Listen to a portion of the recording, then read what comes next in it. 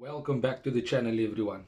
We are playing Aston Villa at Villa Park, and even though we have a decent record there, this is an Aston Villa team who basically are unbeaten in the last 5 games in the Premier League.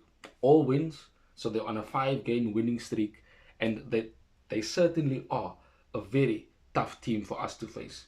And one of those wins was against table topping Arsenal. They third in the table, 3 points behind Arsenal in first. And we had an opportunity to be much closer to the top four, but we didn't do that. And again, we are finding ourselves in a position where we have to win. If we do not win this game, we're going to drop in the table. We are level on points with Liverpool in seventh place, and that in itself creates a problem for us if we drop points. A decent record at Aston Villa at Villa Park doesn't mean that we can go there with confidence. Yes, we are a much more different team compared to last season, but we are going to be without our Afcon stars. No Mazraoui, no Ahmad, no Mbumo. And Ahmad and Mbumo this season have started creating a very good link up on the right hand side. That won't be there for this game and for a few games to come. Will we be able to cope without them? That is the big question. We know Unai Emery. We know the type of football that he will play. We know how defensively strong they can be. They have pacey players to counter the likes of Daniel Marlin, Morgan Rogers. You look at the likes of Ollie Watkins up front as well. They have players that can cause you problems, whether they keep the ball or whether they hit you on the counter. They can press. They have energetic players that are willing to do the hard yards in order to win the ball high up the pitch. And generally, they do end up completing and converting the chances that they do create from pressing high. We know Martinez in goal for them was a target for us in the summer before we got Lemens in. But again, we can talk about wanting him, but he's going to play for Aston Villa against us, and that is going to be tough for us to beat because he is a top goalkeeper. Say what you want about his antics, he is still a top goalkeeper. Unai Emery and Aston Villa started the season quite badly. There were talks about Unai Emery being sacked, the team not being able to cope with Champions League football, and of course competing in the Premier League.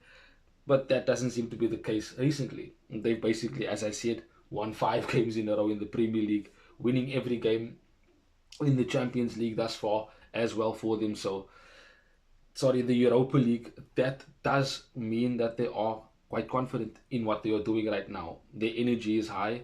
Villa Park will definitely be quite loud and they will make it difficult for us. And usually, Man United crumble under these type of circumstances. But this season, we've shown that we've gone away at good grounds, the likes of Liverpool, and we've won. The likes of Selhurst Park, we've won. And I'm not saying that going to Villa Park will be easy, but we are and can be a team that can win a game. We're capable of it. We have the players that are available to do so. Even without Mbumo, the likes of Cunha, Mason Mount, Bruno, they can create opportunities and score goals. We saw that. It needs to come forward. They need to step up. We won't have Ahmad on the right hand side. Delo would most likely play there. And we will talk about the starting 11 in a few moments, but I just want to make it clear that if we do draw at Aston Villa, it's not going to be a bad result. But of course, we must look to win if we want to continue competing for those Champions League places that are above us and, as I would say, in close proximity, with us only being 2 points behind Chelsea. We could have been level on points, but it's okay. These things happen. This is football. But as I said, with the starting 11, Ruben Amorim will have to make a few changes. He's forced to because of the Afcon. And whether we do end up making signings in January, we'll get to that. We'll make another video on that. But we'll have to wait and see. But for me, the team that Ruben Amorim can go with for this game is Lemens in goal, obviously. You go with Euro. I'm hoping De Ligt is fit. I'm recording this before his press conference. So I do hope that De Ligt or Maguire is fit for this game. Aiden Evan can play there, but hasn't been quite strong there in the games that he's played in terms of his defending.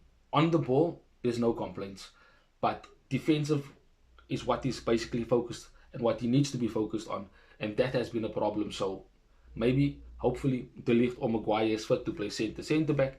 And of course, Shaw will continue at left centre back. Martinez can come on in the second half in order to get more minutes and get more match sharp. Togo on the left hand side. As I said, no Ahmad, so Delo will probably convert to the right wing back. In midfield, because we're missing a Mbumo, I think we're going to be seeing Mainu and possibly Ugarte because Casemiro will not be available for this game. He is suspended because of receiving 5 yellow cards this far this season. So that is a massive blow to us, not just for what he does defensively, but also for his threat from set pieces. So it most likely will be Kobe and Ugarte in midfield, and I think the front three will be Mount, Bruno, and Cunha. I think that is the team that Ruben Amorim will be going with. Xerxes can come on in the second half and try and make an impact. The likes of Shea Lacey hopefully will be making a debut because he is a left-footed player that can play in Mbumo's position in that right 10. So let's see what happens in that regard.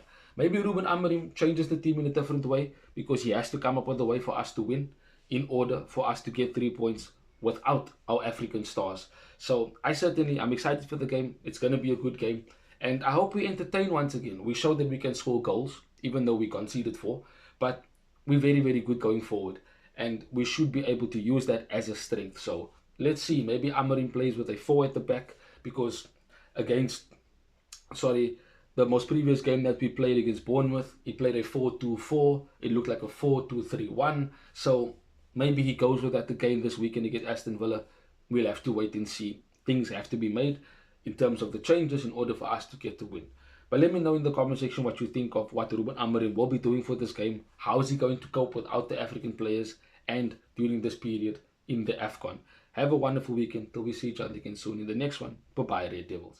Thanks for watching. If you want more content on Manchester United, like, share and subscribe.